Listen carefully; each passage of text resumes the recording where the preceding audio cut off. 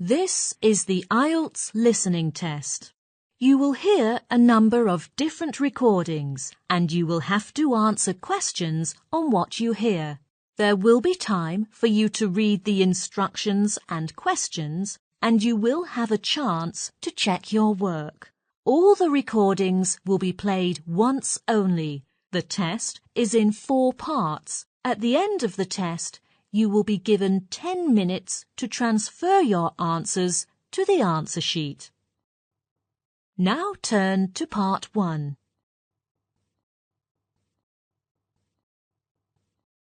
Part 1. You will hear a telephone conversation between a travel consultant and a customer. First, you have some time to look at questions 1 to 4.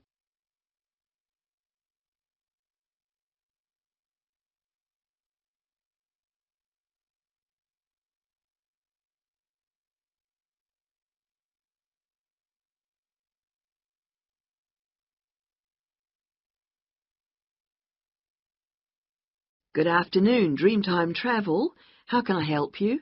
Oh, hello. I'm interested in the holidays you offer along the coast near here. Yes, we operate several tours up the coast. Where in particular did you want to go? Well, I like the sound of the holiday that mentioned whales. Was it whale watching? Oh, that's our Whale Watch experience. It's very popular and it's based in a lovely little town with nice beaches. Oh, right.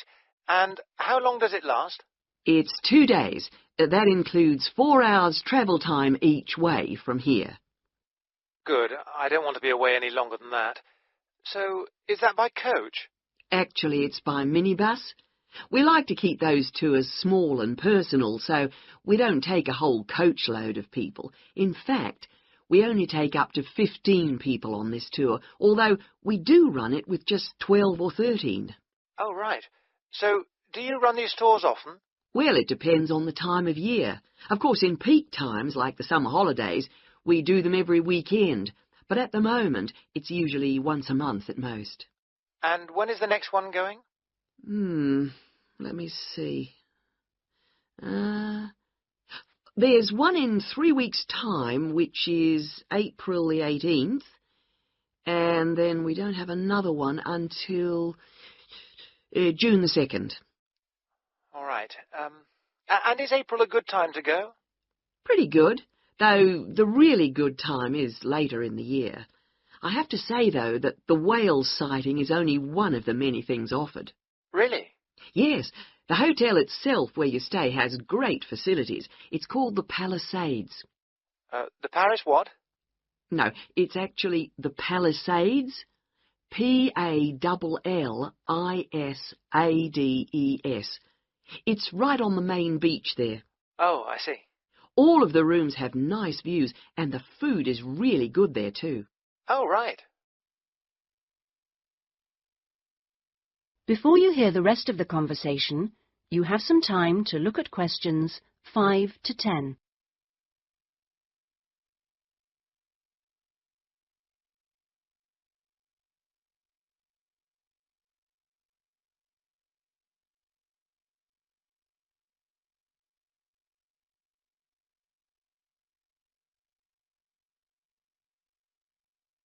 Now listen and answer questions 5 to 10.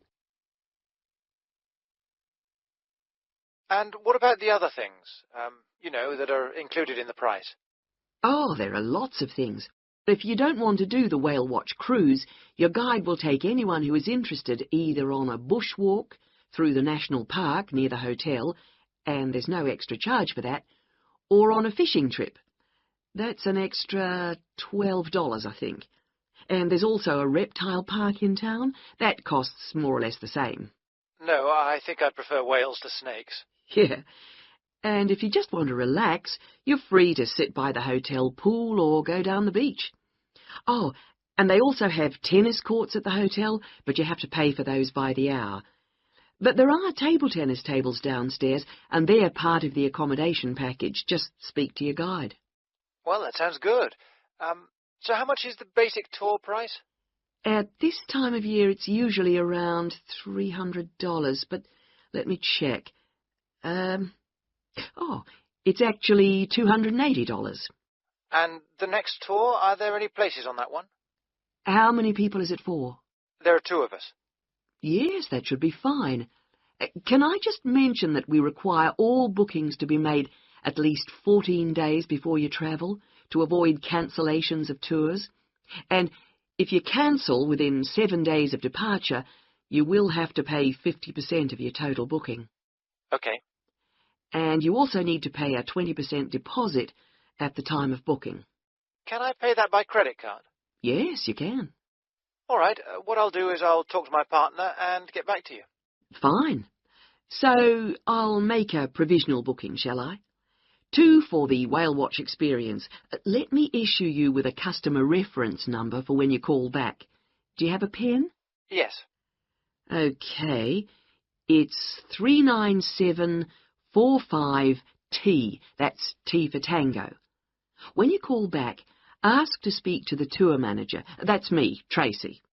Fine, I will. That is the end of Part 1. You now have 1 minute to check your answers to Part 1.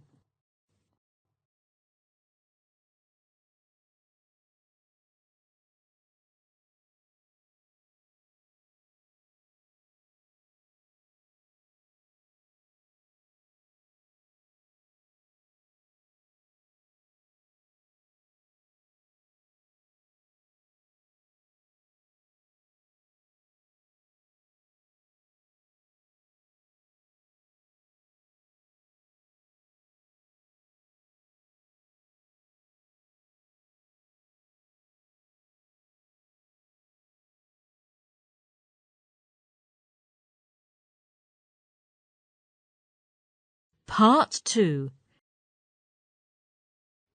You will hear a radio program giving parents advice about buying cots for their babies to sleep in. First, you have some time to look at questions 11 to 17.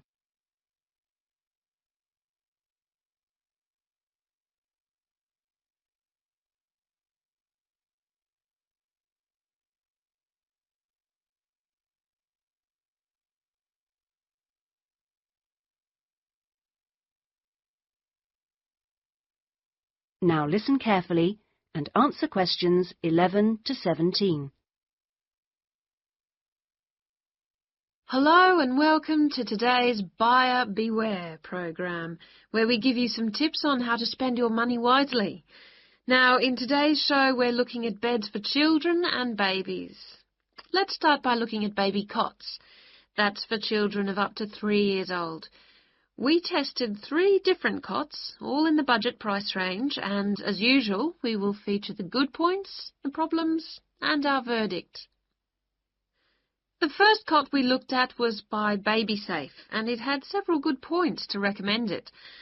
Our testers liked the fact that it had 4 wheels, so it was easy to move around. The only slight problems with this cot were that it had no brakes, but they didn't think that mattered too much. At first they were a bit concerned about the side bar because they felt babies could trap their fingers in it. But our testers felt that this was unlikely to happen, so they've given this one a verdict of satisfactory. The next cot was by Choice Cots, and this time our testers were pleased to find a cot which is simple to put together, unlike others we looked at.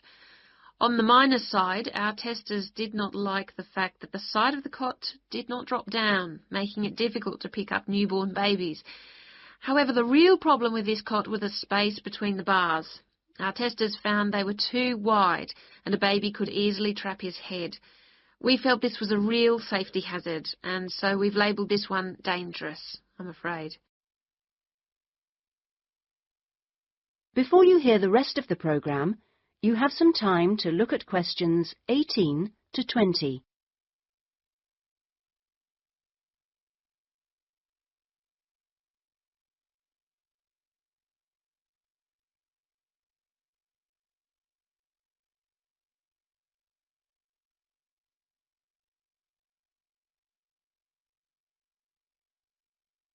Now listen and answer questions 18 to 20. And finally, better news for the Mother's Choice cot. This cot was slightly different in that although the sidebar did not drop down, the base could be raised or lowered into two different positions, making it safe as well as convenient. The negatives for this one were quite minor. The only niggle everyone had was the fact that it has no wheels, and the only other problem anyone could find was that there were pictures, which were simply stuck on and so could easily become detached. The makers have now promised to discontinue this practice, as this cot will then be safe in every way. We have made the Mother's Choice cot our best buy. Congratulations, Mother's Choice. So what features should you look for in a baby's cot? Well, obviously, safety is a very important factor, as well as comfort and convenience. We recommend that if you are buying a cot, do make sure that any metal present is not rusted or bent in any way. You should ensure your cot has only rounded or smooth edging without any sharp edges. This is especially important for wooden cots. And now, on to beds for toddlers. That is the end of Part 2. You now have 30 seconds to check your answers to Part 2.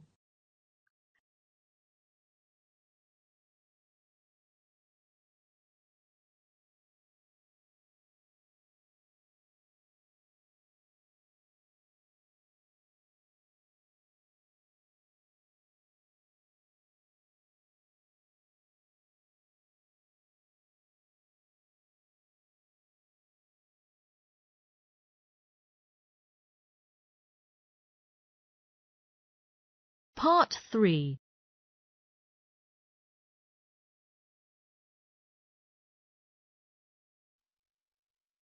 Excuse me, I was told to come here for advice about management diploma courses. You've certainly come to the right place. Hi, my name is Monica. Nice to meet you. My name is Andrew Harris. So, Andrew, have you seen our diploma course prospectus yet? Yes, I've already looked at it. In fact, I thought the information on course content was really useful. But I'm afraid I'm a bit confused by all the different ways you can do the course. Full-time intensive, part-time, and so on. Mm-hmm. Well, let's see if I can help. I think each course type has its advantages and disadvantages, so it really depends on you, your own study habits, and your financial circumstances, of course. Are you working at the moment? Yes, I've been working in the administration section of the local hospital for the last 3 years. Mm-hmm. And before that, I worked in the office of a computer engineering company for 2 years. So I've got about 5 years of relevant work experience. Mm-hmm. And what I'm hoping to focus on is personnel management. I see. And are you planning to leave your current job to study, or are you thinking about just taking a year off? I want to know what my options are, really. I don't want to quit my job or anything, and my employers are keen for me to get some more qualifications, but obviously it would be better if I could do a course without taking too much time away from work. Right. So you don't really want to do the full-time course, then? No, not really. It's also a question of finances. You see, my office have agreed to pay the cost of the course itself, but I would have to take unpaid leave if I want to study full-time, and, well, I don't think I could afford to support myself with no salary for a whole year. Okay. Well, you have two other possibilities.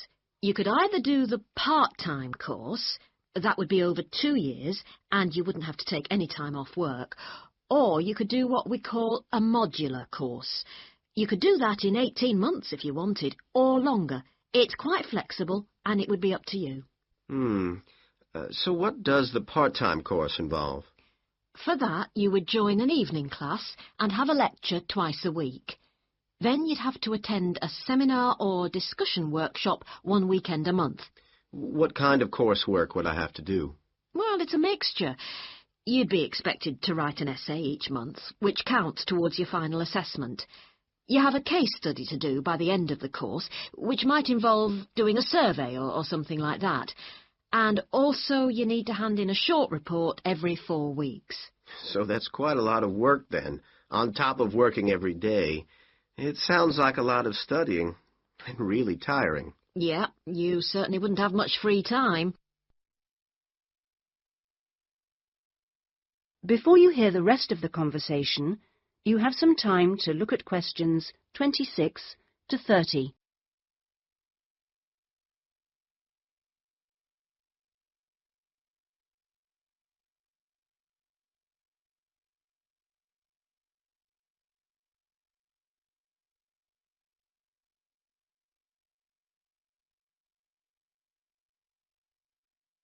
Now listen and answer questions 26 to 30.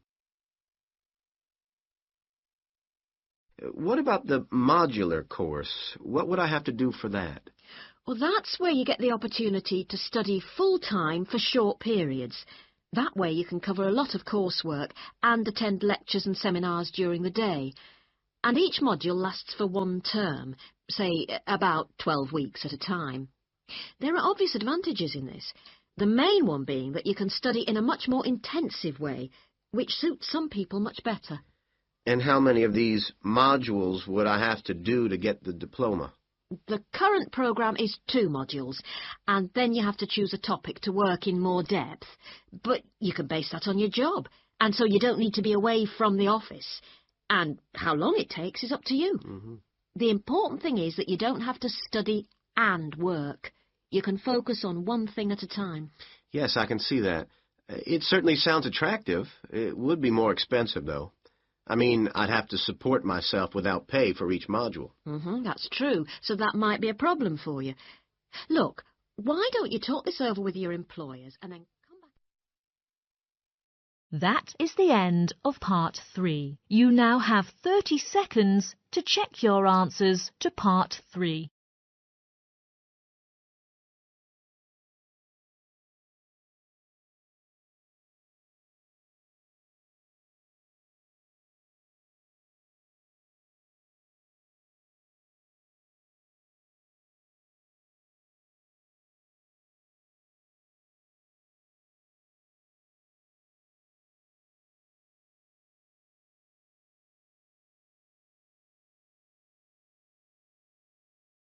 Part 4.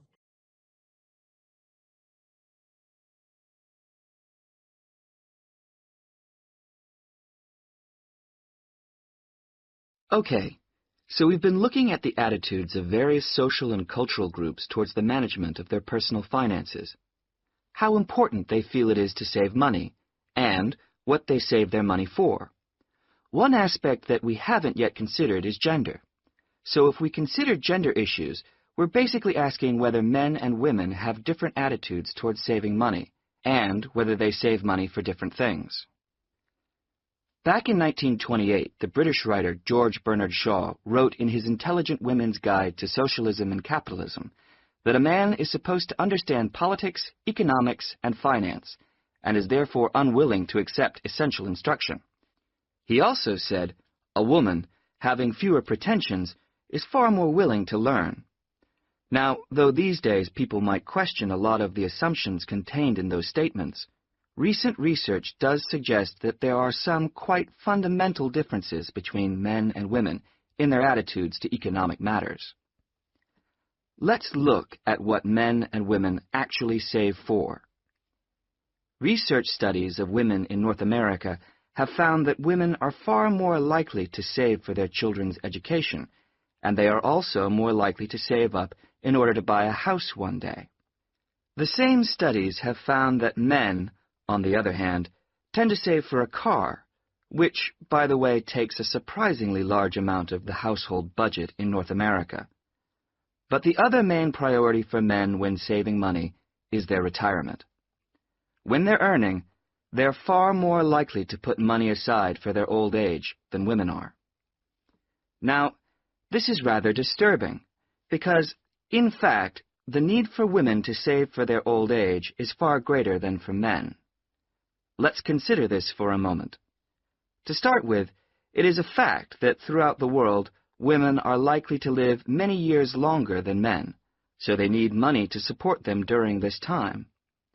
Since women are likely to be the ones left without a partner in old age, they may therefore have to pay for nursing care, because they don't have a spouse to look after them. Furthermore, the high divorce rates in North America are creating a poverty cycle for women. It is the divorced women who will most often have to look after the children, and thus they need more money to look after not just themselves, but others.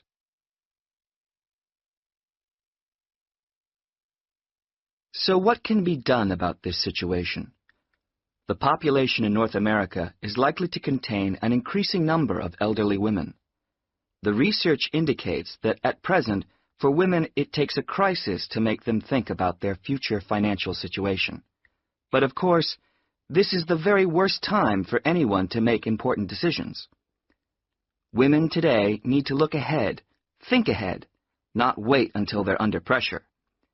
Even women in their early 20s need to think about pensions, for example, and with increasing numbers of women in professional positions, there are signs that this is beginning to happen. Then research also suggests that women avoid dealing effectively with their economic situation because of a lack of confidence. The best way for them to overcome this is by getting themselves properly informed so they are less dependent on other people's advice. A number of initiatives have been set up to help them do this. This college, for example, is one of the educational institutions which offers night classes in money management, and increasing numbers of women are enrolling on such courses. Here, they can be given advice on different ways of saving. Many women are unwilling to invest in stocks and shares, for instance, but these can be extremely profitable. It is usually advised that at least 70% of a person's savings should be in low-risk investments. But for the rest, financial advisors often advise taking some well-informed risks. Initiatives such as this can give women the economic skills and knowledge they need for a comfortable, independent retirement. The increasing proportion of elderly women in the population is likely to have other economic consequences. That is the end of Part 4. You now have 1 minute to check your answers to Part 4.